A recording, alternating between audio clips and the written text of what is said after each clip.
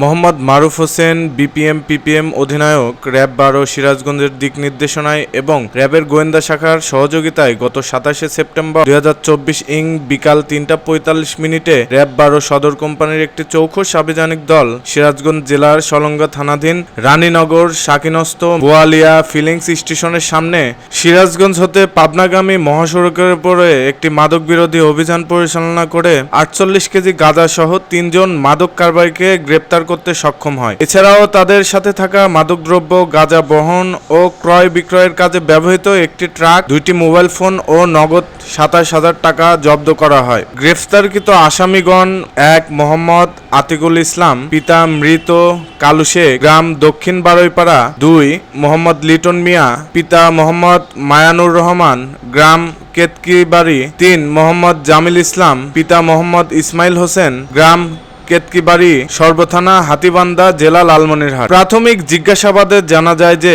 আসামিগণ দীর্ঘদিন যাবৎ লোকচক্ষুর আড়ালে সিরাজগঞ্জ জেলাসহ দেশের বিভিন্ন জেলায় তাদের ব্যবহৃত মোবাইল ফোনের যোগাযোগের মাধ্যমে ট্রাকযোগে মাদকদ্রব্য গাঁজা ক্রয় বিক্রয় করে আসছিল।